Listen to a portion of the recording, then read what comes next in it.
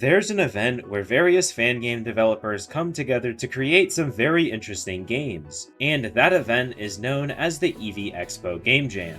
And with the most recent one concluding, I thought it would be fun to take a dive into not just the most recent jam, but many highlights of the previous ones. But make sure you subscribe, as I do post a video about Pokemon fan games or ROM hacks at least once a week. Let's first begin with Pokemon Peppermint. In this game, you won't be playing as a brand new trainer ready to take on the gym challenge. Instead, your story begins when a mysterious letter arrives at your house asking for help defeating the ancient titans. So with your trusty companion Peppermint, you'll do exactly that. Venture across 3 islands and take down the Reggie trio. I have to admit, the story isn't anything super special. It's not bad, and I definitely enjoyed reading what was there, but don't go into this game expecting a super deep narrative. Luckily, the gameplay very much makes up for that. You'll have 30 days to complete your mission of defeating the 3 Reggies. When you want to fully heal your team, you can talk to your Delibird and do so in exchange for a day. But that's not the only thing that happens overnight. Each time a day is skipped, you'll receive a random Pokemon and a random buff or debuff. This made for a really interesting experience, as not only did each day feel different, but I was forced to make my way through the game with a lot of Pokemon I wouldn't normally use. I had quite a bit of fun just gambling for random Pokemon or special effects. Speaking of the Pokemon, you'll have availability from all 9 generations. I can't confirm if it's all of them, but there definitely were some good ones, like Karkadet and Satitan. Finally, there are a plethora of side quests and tons of optional trainers to battle around the islands. The only flaw I can think of is the Christmas theme felt like a weird choice for a game released in the late spring. But other than that, it's just a fun game with tons of Pokemon to collect and battle, and with its estimated completion time of around 14 hours, I highly suggest giving it a go if it sounds interesting to you. While there are about a dozen other projects released for the most recent Game Jam, many of them are demos for the future or just much smaller projects. So for the next few games, I thought it would be fun to dive into some of the highlights of previous Game Jams. Now, including the ones on this list, I've played a lot of fan games with narratives that diverge from the very common gym challenge formula, but this one in particular really blew me away with just how unique the plot was. In Pokemon Tengai, you'll play as an Explorabot, seemingly left abandoned for many years in a lab deep beneath the surface. After picking up a Pokemon and some random items, you step foot outside into a beautiful, yet quite lonely world. Your primary goal is to discover who you are and why you exist. You're not human, but you aren't a Pokemon either. The story is very interesting, so much so that I don't want to spoil any more of it. But another aspect of Tengai I really liked was its atmosphere. The music choices fit the world incredibly well, and there are a handful of other small details and sound effects that bring the environment around you to life. And above all else, the maps are just really well put together. Not only do they look great, but there were also a good amount of optional areas to find. Even though the world was pretty small, I had a lot of fun exploring what was available. But moving on to the gameplay, I have to admit it wasn't anything super special. The Pokemon variety does consist of Pokemon up to the 9th generation, but the battles didn't really offer anything new or unique. I think it's definitely worth a playthrough if you're craving a unique narrative using Pokemon.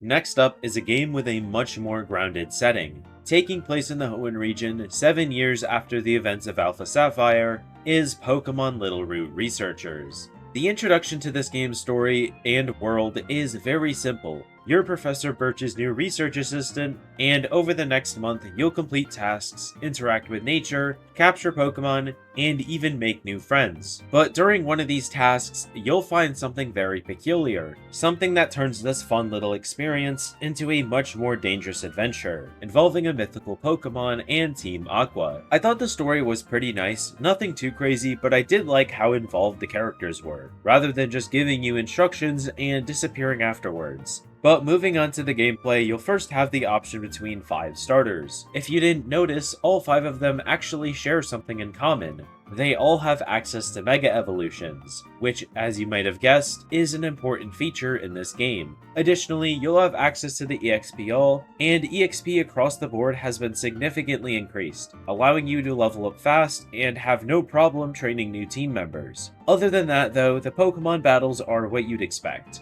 Finally, I wanted to compliment just how nice the overworld looks. Maps are decorated nicely with a Generation 4 styled tile set, and a lot of Pokemon can be encountered in the overworld. I had a lot of fun playing the game, but it is a short one, with 6 chapters each being a little over an hour long. But with the EXPL and increased experience gain I mentioned earlier, you'll be able to reach the late level 40s at the end of the story, making the short chapters feel not so empty. Alright, so before we move on, I wanted to include 2 honorable mentions. These aren't games that are lacking something in particular that made me place them here, rather ones that I've already talked about in a video released almost a year ago now. However, with the context of this video, I felt the need to include them, as they're both really well made. The first one is Tower of Ashes. Like many games on this list, you aren't playing as a regular Pokemon trainer on an adventure across a new region. Instead, you awaken on a mysterious island that's home to not much more than a tower. You're given the choice between 5 random Pokemon and a simple goal of reaching the top. The tower is made up of 4 main sections, each being filled to the brim with powerful wild Pokemon. But it's not a mindless slog of wild Pokemon battles, as you'll come across special powers called relics that provide different buffs to your entire team. If you happen to wipe though, you'll return to the bottom of the tower and start over, without your Pokemon, relics, or other items. If it wasn't obvious by now, this game is a roguelite, but if you're worried about each run being a waste of time, then worry not, as you'll find special items called Ash Fragments that you will keep upon wiping and allow you to purchase permanent upgrades. The game can be completed very quickly, but with the difficulty of some of the boss fights, you'll likely find yourself with at least a dozen attempts before that happens.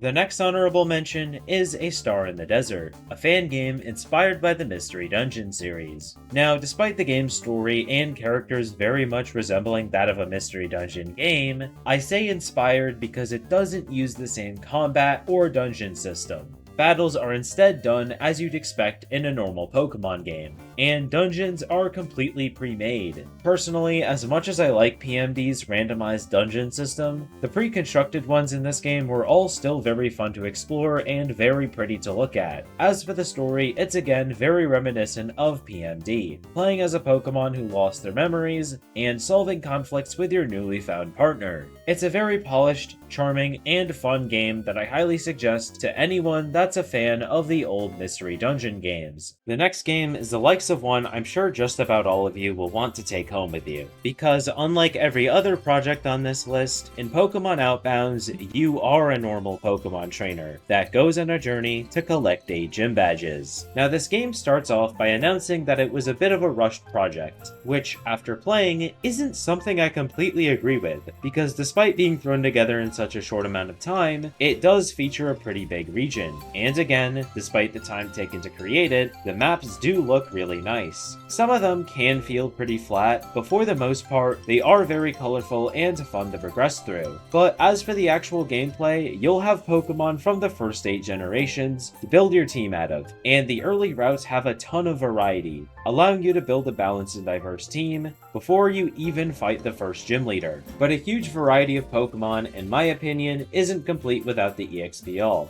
That gives you much more freedom to experiment with team members you may or may not want. A big highlight of the gameplay though, if you didn't already notice, would be a handful of regional forms, including your starter options. Finally, the story. I have to admit, this is probably the part of the game the developers were talking about when they mentioned it was rushed. It's not a bad or cringy story, it's just a very simple one for about 95% of the game. On the bright side though, that means absolutely no time is wasted throwing you into action with your starter and Pokeballs only about a minute in. So if you're looking to explore a new region and catch some Pokemon, then Outbounds is a fan game you'll absolutely enjoy.